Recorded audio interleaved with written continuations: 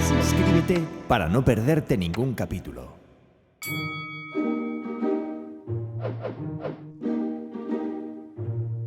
Era una noche tormentosa. En el exterior, el viento silbaba siniestramente y ráfagas de lluvia azotaban las ventanas. Poirot y yo nos hallábamos sentados ante la chimenea, las piernas extendidas al amor del alegre fuego. Entre nosotros había una mesita. En mi lado descansaba un vaso de ponche caliente cuidadosamente dosificado. Del lado de Poirot se veía una taza de chocolate espeso que yo no hubiera bebido ni por 100 libras. Poirot tomó un sorbo de aquella masa marrón contenida en la taza de porcelana rosada y exhaló un suspiro de satisfacción. «¡Ah, qué belle vie!», murmuró. «Sí, este viejo mundo es magnífico», asentí. «Yo, con un buen empleo. ¿Y qué empleo? Y usted es famoso». «Oh, mon ami», protestó Poirot. «Lo es, y con razón. Cuando pienso en su larga serie de éxitos, me quedo de veras maravillado. No creo que sepa usted lo que es un fracaso». «El que pudiera decir esto sería un bromista o un ejemplar fuera de serie». «No, hablo en serio. ¿Ha fracasado alguna vez?» «Innumerables veces, amigo mío. ¿Qué se imaginaba? No se puede tener siempre la bonne chance. A veces he sido llamado demasiado tarde. Muy a menudo alguien, empeñado en alcanzar la misma meta, ha dado primero con la solución. Por 2 veces caí enfermo cuando estaba a punto de alcanzar el éxito. Se tiene que apechugar con los malos momentos, amigo mío». «No quería decir esto exactamente», repuse. «Me refería a si alguna vez ha fracasado por culpa suya». «Ah, comprendo. Me pregunta si alguna vez me he comportado como el rey de los asnos, como dicen ustedes por estas tierras». «Una vez, amigo mío». Una sonrisa lenta y meditativa se reflejó en su rostro. «Sí, una vez hice el ridículo». Se irguió súbitamente en su butaca. «Mire, amigo mío, sé que guarda un archivo de mis modestos éxitos. Podrá añadir una historia más a la colección. La historia de un fracaso». Se inclinó y echó un leño al fuego. Luego, tras haberse frotado las manos con el paño que colgaba de un clavo junto a la chimenea, se acomodó de nuevo y empezó su relato.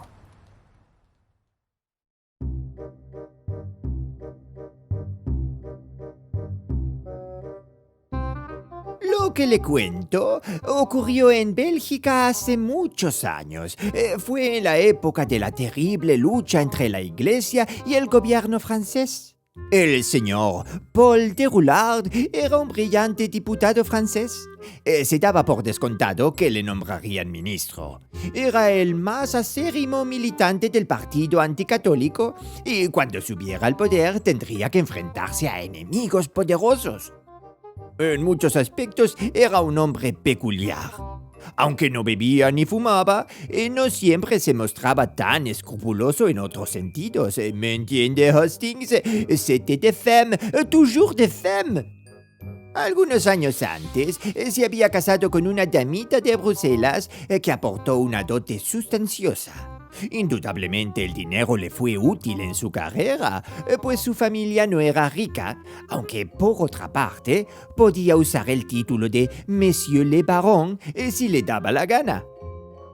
El matrimonio no tenía hijos y su mujer falleció al cabo de 2 años a consecuencia de una caída en la escalera. Entre las propiedades que le legó su esposa figuraba una casa en la avenida Louise de Bruselas. Fue en esta casa donde él murió repentinamente, coincidiendo el luctuoso suceso con la dimisión del ministro cuya cartera tenía que heredar. Su muerte repentina, ocurrida por la noche después de la cena, fue atribuida a un fallo cardíaco.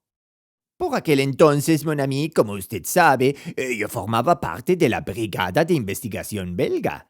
La muerte del señor Paul de Lourin no ofrecía ningún interés particular para mí. Soy, como sabe muy bien, bon catholique, y su óbito me pareció oportuno. Fue 3 días después, recién comenzadas mis vacaciones, cuando recibí la visita de una dama. Su rostro estaba cubierto por un tupido velo, pero evidentemente era muy joven, y enseguida percibí que se trataba de une jeune fille tout à fait comme il faut. ¿Es usted Monsieur Hércules Poirot? Me preguntó con voz baja y armoniosa. Me incliné en una leve reverencia. ¿De la brigada de investigación? Me incliné nuevamente. Tome asiento, mademoiselle, por favor, le dije. Aceptó una silla y se levantó el velo. Su rostro era encantador, aunque desfigurado por las lágrimas y por una expresión de continua angustia. Monsieur, dijo ella, tengo entendido que está de vacaciones. Por tanto, estará libre para poder hacerse cargo de un caso de índole peculiar. Comprenda que no deseo que intervenga la policía. Meneé la cabeza. Me temo que lo que me pide sea imposible, mademoiselle. Aunque esté de vacaciones, sigo perteneciendo a la policía. Ella se inclinó hacia adelante. Écoutez, monsieur, todo cuanto le pido es que investigue. Queda usted en absoluta libertad de comunicar el resultado de sus investigaciones a la policía. Si lo que me imagino resulta ser cierto, necesitaremos de toda la maquinaria de la ley. Esto cambiaba en cierta manera el cariz del asunto, y me puse sin más a su disposición. Un suave color rosado coloreó sus mejillas. Gracias, monsieur. Lo que pretendo que usted investigue es la muerte del señor Paul de Roulard. ¿Cómo? Exclamé sorprendido. Monsieur, no tengo nada en que apoyarme. Nada salvo mi instinto femenino. Pero estoy convencida, le repito, convencida de que el señor de Roulard no falleció de muerte natural. Sin embargo, seguramente los médicos... Los médicos pueden estar equivocados. Era tan robusto, tan fuerte. Oh, Monsieur Poirot, le suplico que me ayude. La pobre niña estaba casi fuera de sí. Se habría hincado de rodillas ante mí. La calmé lo mejor que supe. Le ayudaré, mademoiselle. Casi le aseguraría que sus temores son infundados, pero ya veremos. Primero, le ruego que me describa a los residentes de la casa. Están, claro, las sirvientas, Jeannette, Félix y la cocinera Denise. Esta hace muchos años que sirve en la casa. Las otras son muchachas venidas del campo. También contamos con François, pero también él es un antiguo criado. Luego la madre de Monsieur de Roulard, que vivía con él, y yo misma. Me llamo Virginie Mesnard. Soy prima, pobre, de la difunta Madame de Roulard, la esposa del señor Paul, y he convivido con ellos durante más de 3 años. Además, en la casa teníamos a 2 invitados. ¿Quiénes eran? El señor Saint-Allard, un vecino del señor de Roulard en Francia, y un amigo inglés, el señor John Wilson. ¿Siguen todavía con ustedes? El señor Saint-Allard se fue ayer. ¿Y cuál es su plan, mademoiselle Mesnard? Si quiere, puede presentarse en casa dentro de media hora. Habré preparado una excusa para justificar su presencia. Creo que lo mejor es hacerle pasar por una persona más o menos relacionada con el periodismo. Diré que ha venido de París con una tarjeta de presentación de parte del señor Saint-Allard. Madame de Roulard está muy delicada de salud y apenas prestará atención a los detalles.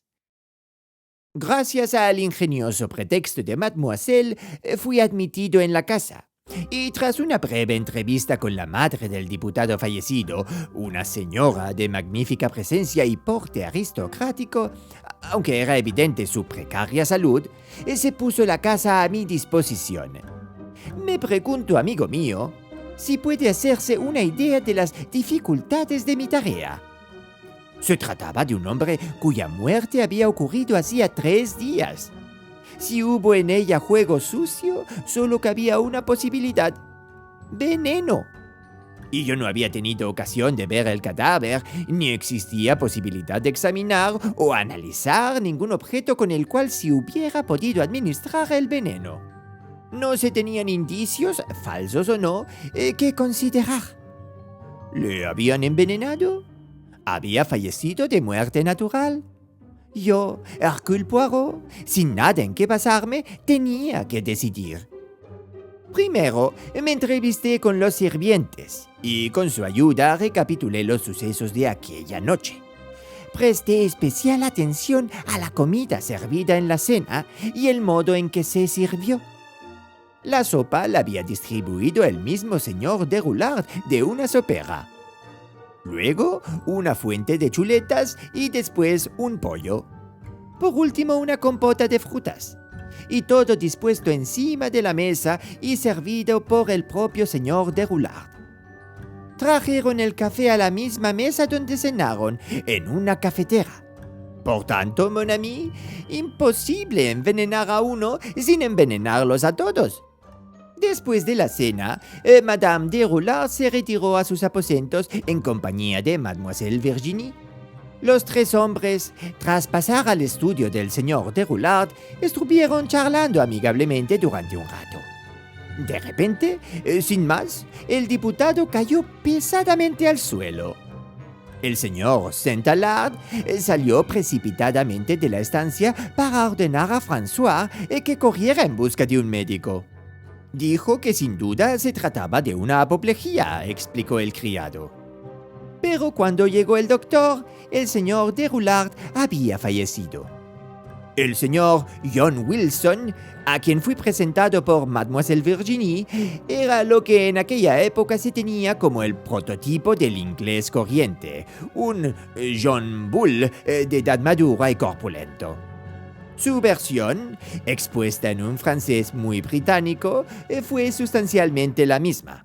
De Roulard enrojeció repentinamente y se vino al suelo. Por ese lado no se podía encontrar nada más.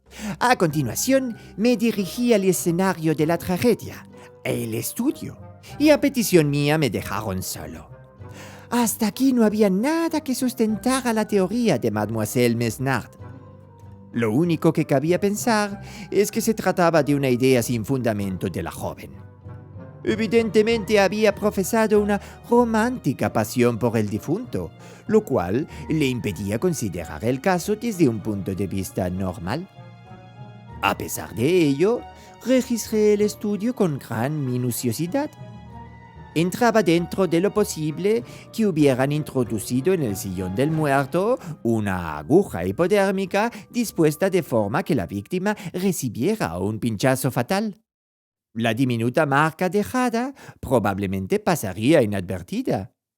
Pero no pude descubrir ningún indicio que apoyara esta teoría. Me dejé caer en la butaca con un gesto de desesperación. «¡Enfin, abandono!», exclamé en voz alta. «No hay ningún indicio.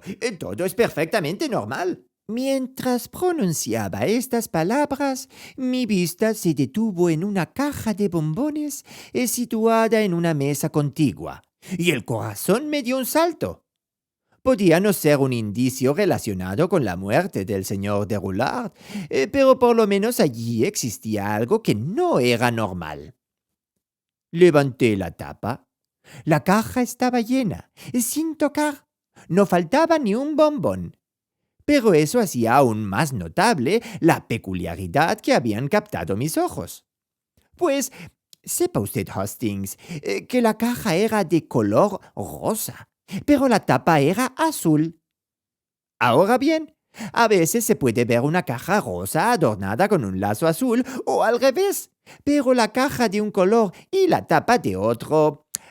no, decididamente no, ça ne se voit jamais.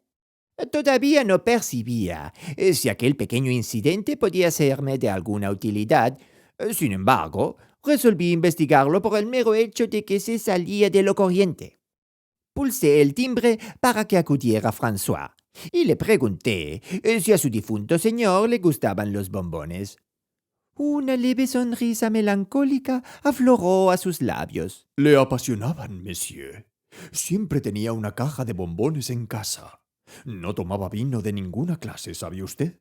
No obstante, esta caja está intacta. Levanté la tapa para que lo viera. Perdone, monsieur, pero esta caja es nueva, adquirida el día de su muerte, pues la otra estaba casi acabada. Así, la otra caja se terminó el día de su muerte, dije lentamente. Sí, monsieur. La encontré vacía por la mañana y la tiré. ¿El señor Deroulard comía bombones a cualquier hora del día? Habitualmente después de cenar, monsieur. Empecé a ver claro. François, dije, ¿sabe ser discreto? Si es necesario, sí, monsieur. Oh, bon, sepa entonces que soy de la policía. ¿Puede encontrarme la otra caja? Sin duda, monsieur. Estará en el cubo de la basura. Salió y al cabo de pocos momentos regresaba con un objeto cubierto de polvo. Era el duplicado de la caja que yo sostenía, excepto por el hecho de que ahora la caja era azul y la tapa rosa. Di las gracias a François, encareciéndole una vez más que se mostrara discreto, y abandoné la casa de la Avenue Louis precipitadamente. Acto seguido, fui a visitar al doctor que asistió al señor Deroulard. Mi entrevista con él no fue nada fácil. Se parapetó tras un muro de docta fraseología, pero tuve la impresión de que no estaba tan seguro del caso como pretendía. Han ocurrido infinidad de incidentes de este tipo, dijo, tras haber logrado que se confiara un poco. Un repentino acceso de furor, una emoción violenta tras una copiosa cena, ¿entiende? Entonces, con el berrinche, la sangre fluye a la cabeza y ¡zas! Ya está. Pero el señor Deroulard no fue presa de ninguna emoción violenta. No, me cercioré de que había sostenido un tremendo altercado con el señor Chantalard. ¿A qué se debió? Es evidente. El doctor se encogió de hombros. ¿Acaso el señor Chantalard no era un católico fanático? La amistad que existía entre ambos se resentía por causa de esa cuestión entre Iglesia y Estado. No pasaba un día sin que surgieran discusiones. Para el señor Chantalard, su amigo Deroulard, casi le parecía el anticristo. Esto era inesperado y me dio materia para reflexionar. Una pregunta más, doctor. ¿Sería posible introducir una dosis fatal de veneno en un bombón? Es posible, supongo, dijo el doctor lentamente. Ácido prúsico puro sería lo adecuado, siempre que no hubiera posibilidad de evaporación y una diminuta píldora de cualquier cosa podría ser tragada sin notarla, pero no me parece plausible. Un bombón lleno de morfina o de estricnina hizo una mueca. Comprenda, señor Poirot, bastaría un mordisco. La persona engañada no podría permitirse hacer cumplidos. Gracias, monsieur le docteur. Salí. Hice averiguaciones en varias farmacias, sobre todo en aquellas que se hallaban cerca de la Avenue Louis. Es estupendo pertenecer a la policía. Obtuve la información que deseaba sin ninguna dificultad. Solo en un caso me respondieron haber despachado un veneno destinado a la casa en cuestión. Se trataba de unas gotas para los ojos, compuestas de sulfato de atropina, para la señora Deroulard. La atropina es un veneno poderoso, y por un instante me sentí optimista. Pero los síntomas de un envenenamiento por atropina son muy semejantes a los causados por tomaína, y no se asemejan en nada a los que estaba estudiando. Además, la receta databa de mucho tiempo atrás. Madame Deroulard sufría de cataratas en ambos ojos desde hacía muchos años. Descorazonado ya me iba, cuando la voz del farmacéutico me hizo retroceder. Un momento, monsieur Poirot. Ahora recuerdo. La chica que trajo esa receta dijo algo acerca de que tenía que llevarse a la farmacia inglesa. ¿Puede intentar allí? Así lo hice. Imponiendo una vez más mi jerarquía oficial, obtuve la información que quería. La víspera de la muerte del señor Deroulard habían despachado una receta para el señor John Wilson. El medicamento no necesitaba ser preparado. Simplemente consistía en unos comprimidos de trinitrina. Pregunté si podía ver algunos.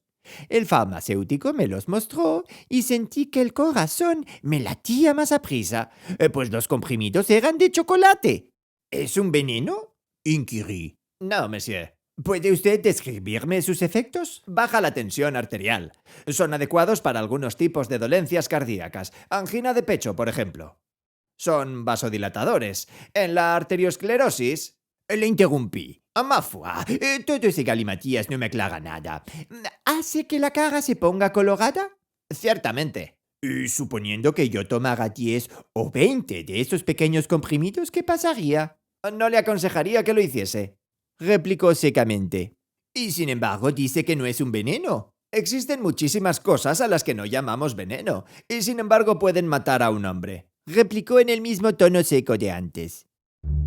Salía de la farmacia alborozado. Por fin las cosas empezaban a marchar. Ahora sabía que John Wilson dispuso del medio adecuado para cometer el crimen. Pero, respecto al móvil, se había trasladado a Bélgica por negocios y pidió al señor Deroulard, al que no conocía mucho, que le hospedara. Aparentemente no existía ninguna razón para que la muerte de Deroulard le beneficiara. Por otra parte, por unas investigaciones que hice en Inglaterra, descubrí que desde hace años padecía de esa dolorosa enfermedad cardíaca llamada angina de pecho. Por tanto, era lógico que poseyera esos comprimidos. Sin embargo, yo estaba convencido de que alguien había tocado la caja de bombones tras abrir el primero, por error, la caja llena. Luego de haber vaciado el último bombón, lo llenó con los comprimidos de trinitrina. Los bombones eran de gran tamaño. Estaba seguro de que habían puesto de 20 a 30 comprimidos. ¿Pero quién lo hizo? En la casa había 2 invitados. John Wilson tuvo el medio. Saint-Alard, el móvil. Recuerde, era un fanático, y no hay peor fanático que el religioso. ¿Pudo él, por algún medio, hacerse con la trinitrina de John Wilson? Entonces se me ocurrió otra pequeña idea. Ah, se sonríe usted de mis pequeñas ideas. ¿Por qué Wilson se había quedado sin trinitrina?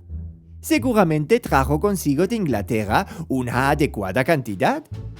Una vez más, visité la casa de la Avenue Louise.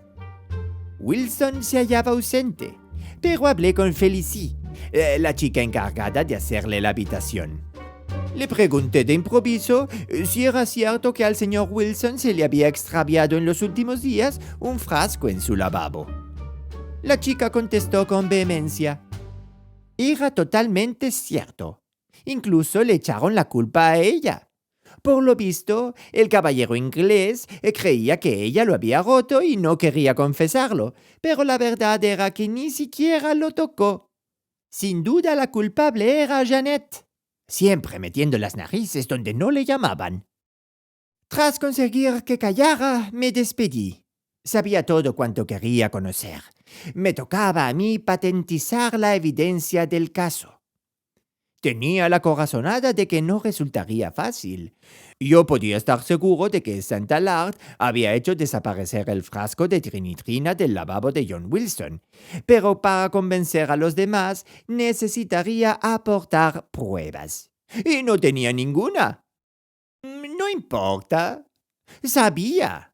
Eso era lo importante.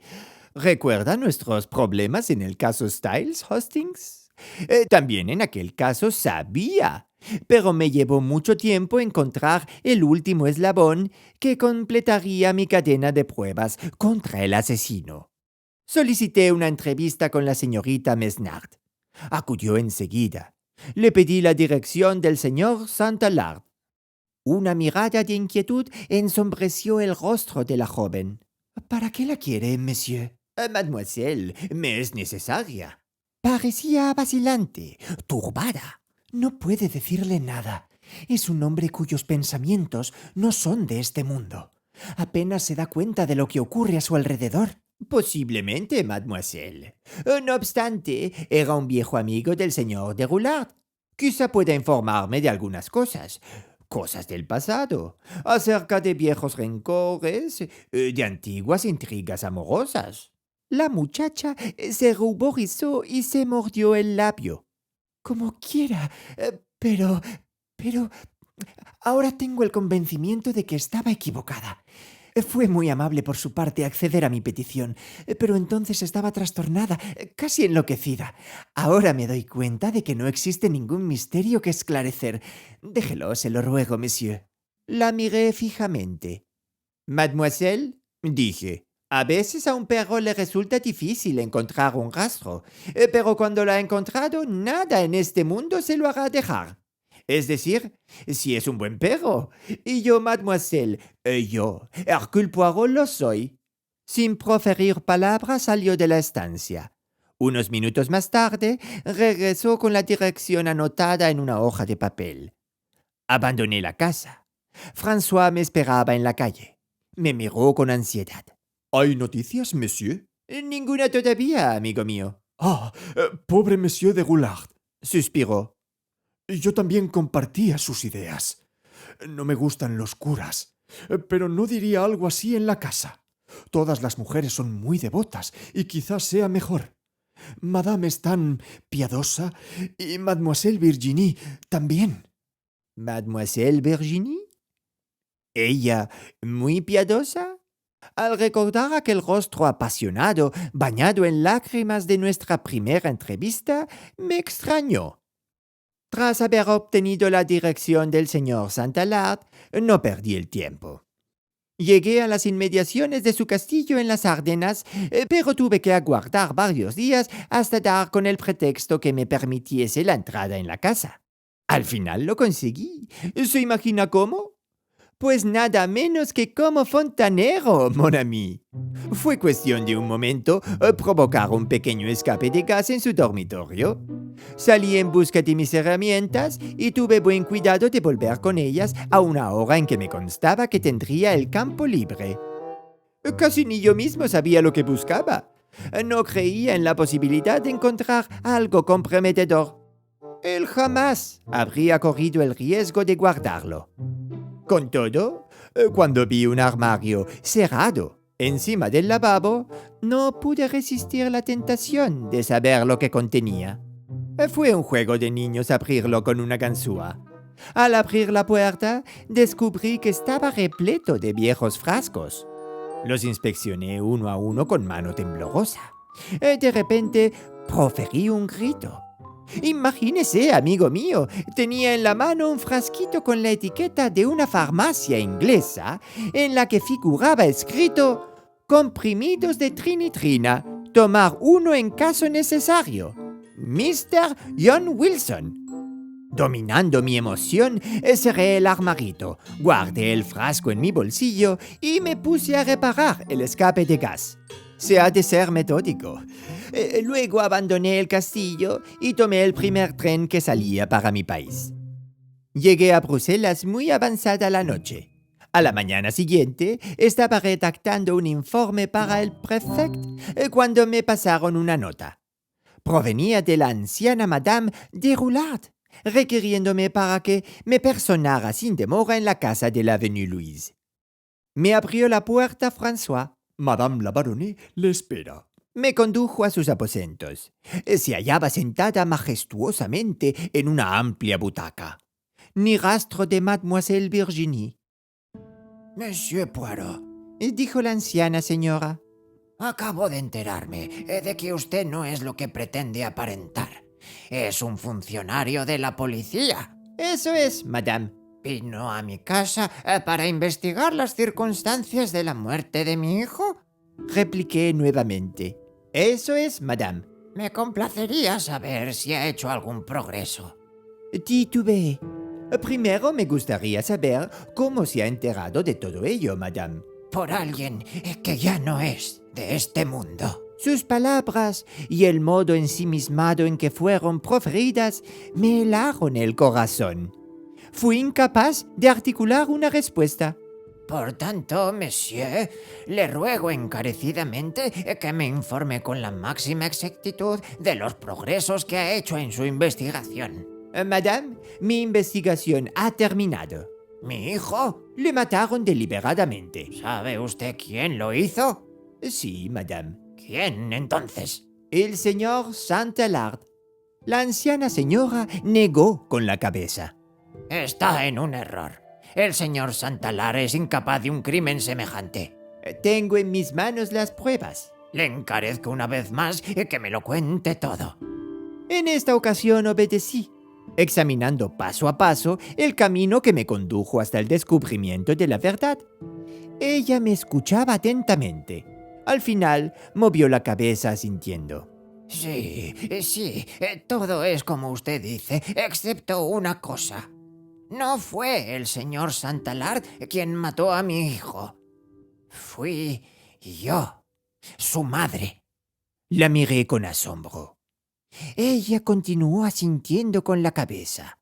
He hecho bien en mandarle llamar. Es la providencia del buen Dios el que Virginie me haya contado lo que hizo antes de partir al convento. Escuche, Monsieur Poirot.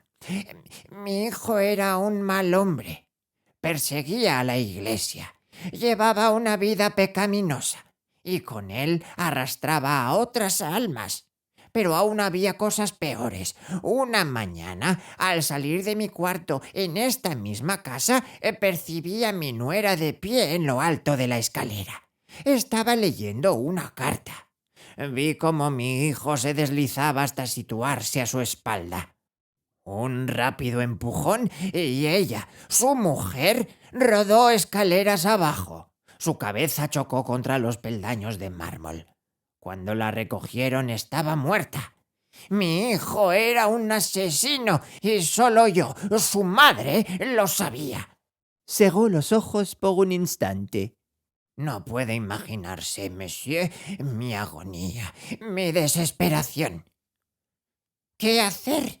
¿Denunciarlo a la policía? No me atreví a hacerlo. Era mi deber, pero mi carne era débil. Además, ¿me creerían ellos? La vista me fallaba desde hacía algún tiempo. Argumentarían que me había equivocado. Guardé silencio, pero mi conciencia me remordía. Callándome, yo también era una asesina. Mi hijo heredó la fortuna de su esposa. Prosperó, subió como la espuma, y ahora le iban a nombrar ministro. Perseguiría aún con más fuerza a la iglesia. Y además estaba Virginie. La pobrecita niña, piadosa por naturaleza, se sentía fascinada por él. Mi hijo poseía un extraño y terrible poder sobre las mujeres. Vi lo que iba a ocurrir. Me sentía impotente para impedirlo. Él no abrigaba ninguna intención de casarse con Virginie. Llegó el momento en que la pobre se hallaba dispuesta a entregarse totalmente a su capricho. Entonces vi claramente mi camino. Era mi hijo. Yo le había dado la vida. Yo era responsable de sus actos. Antes había destruido el cuerpo de una mujer, ahora iba a destruir el alma de otra. Entré en la habitación del señor Wilson y me apoderé del frasco de comprimidos. Una vez, bromeando, comentó que contenía suficientes comprimidos para matar a un hombre. Fui al estudio y abrí la gran caja de bombones que siempre tenía sobre la mesa. Por error, abrí la caja sin empezar. La otra se hallaba también encima de la mesa. Solo quedaba en ella un bombón. Eso simplificaba las cosas. Nadie comía bombones salvo mi hijo y Virginie. Aquella noche retendría a la joven a mi lado. Todo sucedió tal como lo había planeado. Hizo una pausa, cerrando los ojos un momento. Volvió a abrirlos lentamente. Monsieur Poirot, estoy en sus manos. Me dicen que no me quedan muchos días de vida. Estoy dispuesta a rendir cuentas por mi acto ante el buen Dios. ¿Debo también rendirlas aquí, en la tierra? Vacilé. Pero el frasco vacío, madame. Dije a fin de ganar tiempo. ¿Cómo se explica que estuviera en posesión del señor Santalard? Cuando vino a despedirse de mí, monsieur, se lo puse dentro del bolsillo. No sabía cómo deshacerme del frasquito Estoy tan enferma que no puedo moverme mucho sin ayuda. Y de encontrarlo vacío en mis aposentos, podía levantar sospechas. Comprenda, monsieur, Se irguió majestuosamente. que no fue con la intención de involucrar al señor Santalard. Ni me pasó por la imaginación. Me figuré que su criado, al encontrar un frasco vacío, lo tiraría sin darle mayor importancia. Incliné la cabeza. Lo comprendo, madame, dije. ¿Y cuál es su decisión, monsieur? Su voz era firme y segura, la cabeza erguida como siempre. Me puse en pie. Madame, dije, tengo el honor de desearle buenos días. He llevado a cabo mis investigaciones y he fracasado. El asunto está cerrado. Durante un momento, Poirot guardó silencio. Luego dijo quedamente: Ella murió justo una semana después. Mademoiselle Virginie pasó su noviciado y a su debido tiempo tomó las órdenes. Esa, amigo mío, es la historia. Debo admitir que hice un triste papel. Pero si no fue un fracaso, objeté. ¿Qué podía pensar dadas las circunstancias?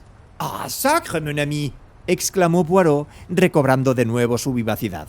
¿Es que no lo ve usted? Fui 36 veces imbécil. Mis células grises no funcionaron. Todo el tiempo tuve en mis manos la verdadera pista. ¿Qué pista? La caja de bombones. ¿No lo ve? ¿Habría cometido semejante error una persona que viera perfectamente? Sabía que Madame de Roulard tenía cataratas. Lo supe por las gotas de atropina. Solo había una persona en la casa cuya visión defectuosa le impidiera ver qué tapa tenía que colocar.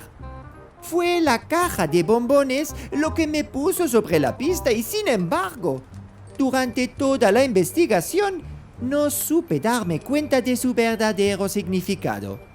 Y también fallaron mis dotes de psicólogo. De haber sido el señor Santalard, el criminal jamás hubiera conservado en su poder un frasco comprometedor. Encontrarlo era una prueba de su inocencia. Sabía ya por Mademoiselle Virginie que era un hombre muy abstraído. En conjunto fue un caso desdichado el que acabo de referirle. Esta historia solo se la he contado a usted. Compréndame, no hago un buen papel en ella. Una anciana comete un crimen tan sencilla y hábilmente que yo, Hercule Poirot, me equivoco por completo. Sapristi. Es irritante pensar en ello. Olvídelo. O no, recuérdelo. Y si en cualquier momento cree que me estoy volviendo presuntuoso, no es probable, pero podría darse el caso. Disimulé una sonrisa. Bien, usted me dirá caja de bombones. ¿De acuerdo? Trato hecho. Después de todo, dijo Poirot ponderativamente, fue una experiencia. Yo, que indudablemente poseo en la actualidad el mejor cerebro de Europa, puedo permitirme ser magnánimo. Caja de bombones, murmuré suavemente. Pardon, mon ami.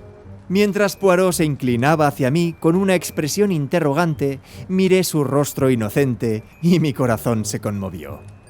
A menudo me había hecho sufrir, pero yo, aunque no poseyera el mejor cerebro de Europa, también podía permitirme ser magnánimo. Nada, mentí y encendí otra pipa, sonriéndome para mis adentros.